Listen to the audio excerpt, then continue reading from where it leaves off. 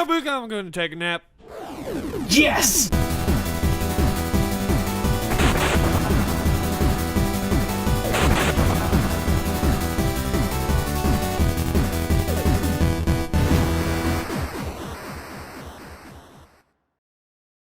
The House of the Dead 2. Wait, where's the house? Welcome to a brand new episode of The Completionist, and today, guys, we dive into a brand new genre never explored here on the show, and one that refuses to die at the arcades. Now, if only I could figure out a way to reload this gun. Reload! Reload! Shoot off screen to reload! The House of the Dead 2. Rail light gun shooters have always been one of my guilty pleasures. When I bought my Dreamcast, this was one of my first games I owned. My dad doesn't even like video games, but he loved House of the Dead 2. But Beardman, why aren't you playing House of the Dead 1? Why aren't they actually in a house? What is with this terrible voice acting? Interesting enough, Greg, I don't really have answers for all of your questions. It's okay, we'll let you slide. This time.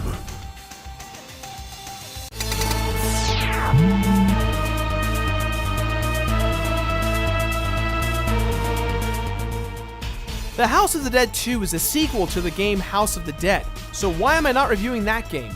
Well, for whatever reason, I never actually have been to an arcade that had that game, let alone had a copy of the game to get at a Blockbuster or Hollywood Video. It's almost as if this game never existed in my universe. Here's the first game in a nutshell. AMS agents Tom Rogan and G go after Dr. Curian, a mad scientist, after numerous reports of disappearing people appeared. Sophie Richards, Tom's fiancée, calls Tom to tell him that she's been kidnapped and she's now in the mansion with Dr. Curian. Tom and G then go inside the dreaded Curian mansion to investigate, only to discover that this madness of monsters have been spawned by Dr. Curian himself, including the magician, who ends up killing Dr. Curian himself. The general ending of the game is that they saved the day, or they didn't, depending on how you beat it. Fast forward a few years later, and the madness in the Curian mansion has now spread to the streets of Venice, Italy. AMS launches a full investigation on the Curian mansion in order to prevent the outbreak from happening again. But it turns out that Dr. Curian's failure did not stop the biggest contributor and genome expert Caleb Goldman. His goal? Fulfilling his ultimate plan of wiping out humanity. It looks like AMS is on the job yet again. AMS dispatches our two heroes, James Taylor Said I'm gone to Carolina in my mind. and Gary Stewart, as well as Amy Crystal and Harry Harris. Their job? To evacuate the city before it's too late and to stop Goldman. How could anyone do this? You know, going over the story, it actually paints a really cool picture, but the problems that are in this game really come down to its execution. Although I do feel that our main characters have that weird vibe to them. I don't know what it is. The ambiguously gay duo. The ambiguously gay duo.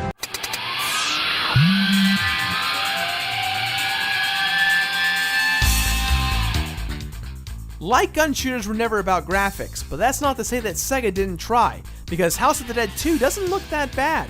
Although there are some continuity errors that are reflected at plot points.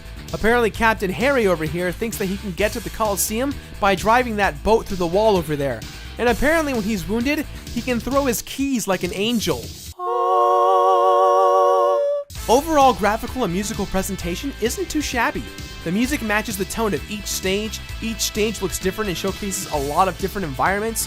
Hell, depending on certain decisions you make, you can go different paths each time, which is kind of cool to change it up every now and then. Alright, so the story is interesting, and the graphics are alright, and the music works for what it is.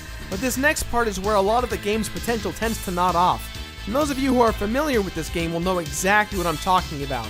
The writing and the acting in this game are so incredibly bad. This game just had so much potential. What happened to Amy and Harry? We have no time. Let's hurry, Gary. The ambiguously gay duo. Repetitive dialogue with horrible writing and monotone voice acting brings this all kind of down to the ground. And you know what? I actually kind of like how bad the dialogue is. It reminds me of those classic horror films that at the time were amazing, but now have become a bit cheesy. I'm pretty sure that we could come up with a better script than that, eh, Gerard? Agreed. The House of the Greg. You named it The House of the Greg? Yeah, I had to make it sound like the announcer guy. Yeah, but... Alright, well, I'll give you that. That makes the score Greg 21, Chiraco 0. I don't even know No what you're... question, the score. Don't question the score, Chief! Yeah, don't question it!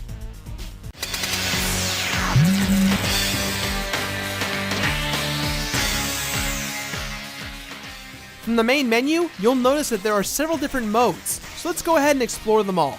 The first mode obviously is Arcade Mode. Arcade Mode is the exact same version of the game you'd play if you were at a GameWorks or a Dave & Buster's or any other arcade you'd go to. Gerard's Guide on how to play a gun game. Step 1. Get a gun for the game. Step 2. Point gun at screen. Step 3.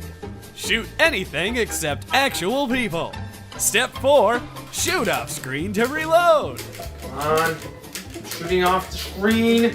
I'm shooting off the... There we go. Well done there, Johnny. My name's Gerard. And that's how you play it, kids. Go shoot stuff. While making your way through Venice, Italy, you shoot zombies, monsters, fat monsters, guys with axes, guys with swords, and the owls from Harry Potter. Love me for what I am, Harry. What's fun about this game is the challenge of saving other humans while you aimlessly kill whatever stands in your way, and the consequences attached to it. If you shoot a human or are not able to save them from a monster, you will then be forced to go down a different path every now and then. However, if you save his or her life, you will sometimes be given a shortcut or an alternative route, maybe sometimes be given a health pack. But the reality of it is that in the end, you just leave them all there when you really should save them. Oh my god, thank you for saving me. Thank you so much. Hey, is there room in that boat? You're not just gonna leave me here, right? I mean, what if there's more zombies? I can clearly see that there's empty seats in that boat. Wait, hey, come on. Where are you going? No! When you reach the end of each stage, you encounter a boss.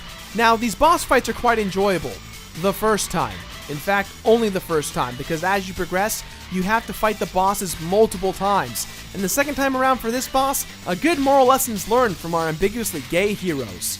Now, in the arcade, this is still really fun, but mind you, I'm playing this on the Nintendo Wii, which means it's not very accurate, nor is it very healthy for my hands. How could anyone do this? We move on to Original Mode, which is almost the exact same as Arcade Mode. The biggest difference is that while you shoot your way through this playthrough, there will be power-ups scattered all over the place. If you're playing alone, you can choose 2 upgrades. If you've got a friend, you choose 1 apiece. These upgrades are only collectible while you're playing on the Original Mode and can only be equipped at the very beginning. This actually works quite well for the game because you'll want to shoot anything and everything just to check and see if there's a power-up underneath it.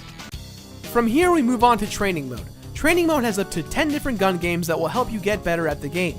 This is a great way to change up the gameplay a bit, just quick and easy. You can play each game 5 times, escalating with difficulty every time. And there's Boss Mode, where you battle every form of boss available in this game. And like Training Mode, you can then play it up to 5 times, turning red once you've completely finished it. And when you finish them all, you are then greeted with the dreaded All Boss Mode, which requires you to play every boss in one take with 5 lives, no continues. Completing it is no easy feat. Let's go! Prepare yourself, Goldman. So let's say you've dropped $5 into the game and you're almost at the end. You've reached the building that Goldman and his army are hiding in. It's time to charge it and... What? Can't be! You're... I've been waiting for this time to come. Wait, hold on a second. Our main characters, who are completely brand new to this environment, let alone World of Chaos, suddenly recognize the magician, the villain from the first game? And the villain says he's been waiting for this very moment? Something got a little lost in translation here. I guess they could have known who he was based on the investigation? I love me some plot holes. After you defeat this clown, you make your way up to the top floor, fight the Hydra boss yet again, and then you face the Emperor, which obviously is the last and hardest boss in this game. Now, the early stages of this fight are not too bad, but when you get to those last stages of it, the Emperor starts to mold into different bosses you've slain just for that one moment. Talk about redundant. How could anyone do this?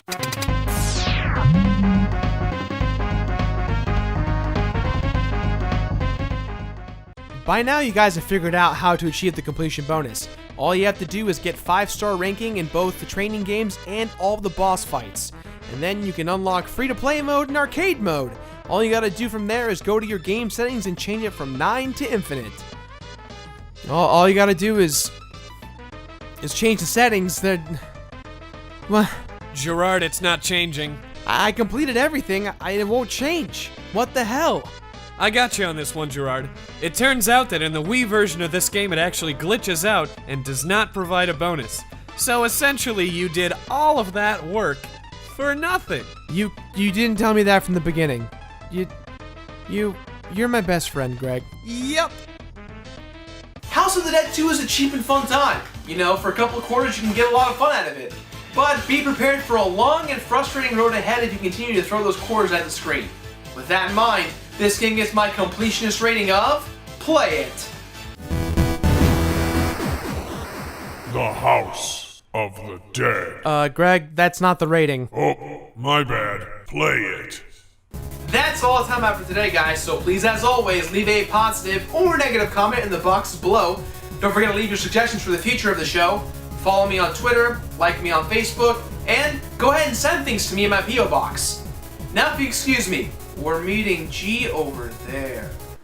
We're meeting G over there. What?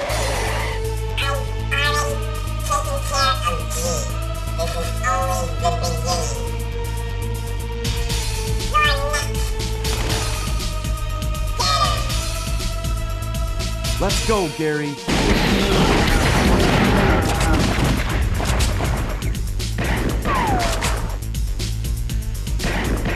Please be safe, G.